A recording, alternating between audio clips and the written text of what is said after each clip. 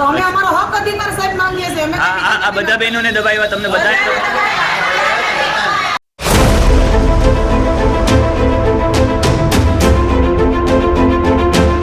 Hello guys, welcome back to my new video. મિત્રો, આજે છે બીજો દિવસ, એટલે કે હું છું નગરપાલિકાએ અને બીજા દિવસે પણ આ લોકો કંઈક આંદોલન પર બેસા છે.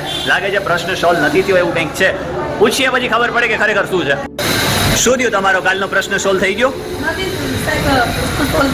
શું થયું? કલેક્ટર સાહેબ આવ્યા હતા. હા, તો કલેક્ટર સાહેબ આમાં અમને ધમકાવીને વયા ગયા કે તમે કેની ઓથોરિટીથી અહીંયા બેઠા છે ને તમે પરમિશન કેની લીધી છે ને તમારા બચ્ચાઓ કેમ અહીંયા છે ને તમારા બચ્ચાને ભણાવવા જોઈએ. અમે કીધું સાહેબ અમારા પગારો નથી થતા, બચ્ચા કેમ ભણાવીએ?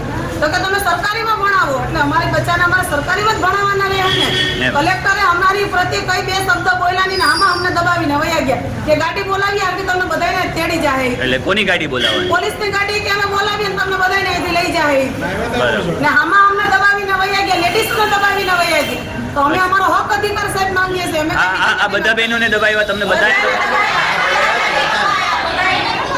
કલેક્ટર હતા તો કલેક્ટરને જરી ન્યાયથી વાત કરવી હતી. અમને પૂછવું હતું કે તમે તડકાની આવા કાળ ઉનાળામાં એ બેઠા છો કે મેમ કાંઈ વાત ન કરી.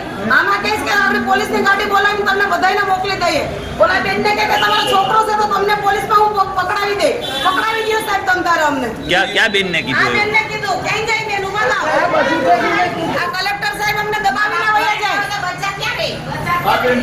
કે તમે સરકારીમાં બેઠા હો તમારા બચ્ચાને. છોકરાને તમે ઢોલ વગાડવાનું કહો છો, આ કહો છો કે તમે કે સરકારીમાં ભણાવો, તમારી પાસે પૈસા હોય એટલે અમારે સરકારીમાં જ ભણાવો. એટલે તમારી માંગ સંતોષવાની જગ્યાએ તમને ઉલટો જવાબ આપ્યો.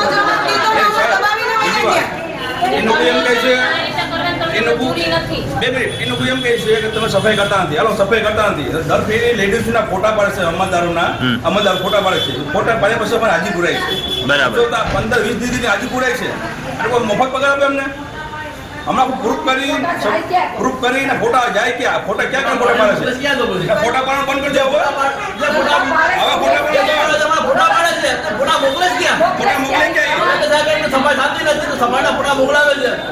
એટલે તમે જયારે સફાઈ કરો છો ત્યારે ફોટા પડે છે?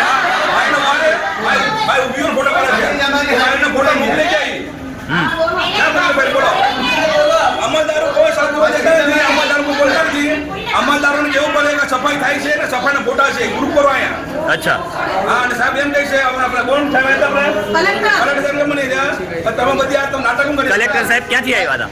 ભાવનગરથી. ભાવનગર. બધી નાટક કરતા. આવ્યા હતા એની માટે અમારી માટે. અમારે તો કોઈ પ્રશ્ન કોઈ નહીં. આમાં અમને દબાવીને વયા ગયા. આ બધું તમને આગળ પોલીસની ગાડી બોલાવું તમને પકડાવીને વયા જાય. તો ચીફ ઓફિસર સાહેબ હાજરમાં નથી કે શું?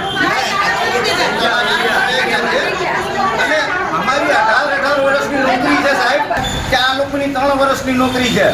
મારી પાસે પ્રૂફ છે 18 વર્ષની નોકરીનું, અને હું તમને પ્રૂફ કરીને બતાવી પણ દઉં છું. માતા અમને કે આધાર કાર્ડ ચૂંટણી કાર્ડ આપો તો તમે ઘરવાળી હતી કોઈ ચાલુ નોકરી ફરજિયાત છે તો ચિંતા કરો તમે ગ્રેજ્યુટી બોનસ ને એડ્રેસ આપશું ને અમને એ આધાર કાર્ડ પાન કાર્ડ બધી માંગ્યા હતા ચૂંટણી જરૂર ને અમને બધીને ફીસમાં કરી દીધા કોન્ટ્રાક્ટમાં. એવી લાલચ આપીને અમે અત્યાચાર કરેલો છે સાહેબ નગરપાલિકા. એટલે કલેક્ટર સાહેબ ફરી પાછા આવવાના છે કે શું? એમને એમ વયા ગયા. તો તમારો પ્રશ્ન જો આ જલ્દ ને જલ્દ સોલ્વ નહીં થાય તો તમે શું કરશો? આંદોલન ઉપર જાવું. અમે ભૂખ હડતાલ પર જાવું, રોડ આંદોલન કરશું, ઉગ્ર આંદોલન કરશું તો ઉભા નહીં થઈએ. ને કલેક્ટરને પકડવા હોય તો પકડી જાય. કલેક્ટરને પકડવા હોય તો અમને હવે પકડી જાય, કેમ કે અમારી કોઈ સાંભળી નથી. અમને એટલું તો પૂછવું તો ને કે તમે ક્યાં કાઢે બેઠા? તમારા પગાર નહીં થાય આજે કાલે ભાઈ વાત કરો. કલેક્ટર સાહેબે ડાયરેક્ટ આવીને તમારી સાથે શું વાત કરી? અમને કીધું કે તમે અહીંયા છે ને બેઠી નથી શકતા, તમે કેની ઓથોરિટીથી બેઠા છો અહીંયા ને તમે આ બચ્ચાઓને કેમ બેહાડ્યા છો અહીંયા? તમને આપણે બધાને પકડાવી દે. પણ અમને પૂછવું હતું કે તમે ક્યાં કારણે બેઠા? એનો ફરજ હતો કે નતો સાહેબ? એનો ફરજ એને પકડવા હોય તો અમને પકડી જાય. પણ અમે આંદોલન નહીં મૂકીએ ને નહીં મૂકીએ. ગામની સફાઈ થવા નથી. જ્યાં સુધી હલતા છે ત્યાં ભરવાનું છે એનું તો સફાઈ ક્યાંથી આવે એમની? હા, એટલે તમારા બધાયનો પગાર બંધ છે એટલા માટે તમે સફાઈ કરી નથી ને? નથી કરી. પગાર મળશે પછી જ તમે સફાઈ શરૂ કરશો. અમારો કોન્ટ્રાક્ટ પ્રથા આપે ને પગાર થઈ જાય જે છૂટા કરેલા અમને કામે લે.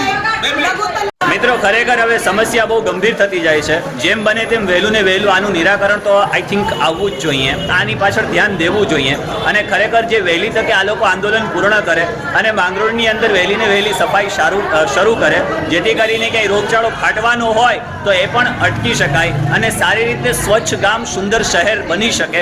તો મારી એટલી જ નમ્ર અપીલ છે કે ભાઈ આ લોકોની જે કંઈ પણ ડિમાન્ડ છે એ ડિમાન્ડને સાંભળો, વહેલી તકે આનું પૂર્ણ કરો અને શાંતિનો માહોલ બને એવી કંઈક આશા સાથે મળીએ છીએ ફરી પાછા નેક્સ્ટ વિડીયોની અંદર. હું તમને માહિતી આપતો રહીશ કે ખરેખર અહીંયા શું થઈ રહ્યું છે. ત્યાં સુધી ખુશ રહો, પરિવાર સાથે રહો, ખૂબ આનંદમય રહો, ખૂબ પ્રગતિ કરો.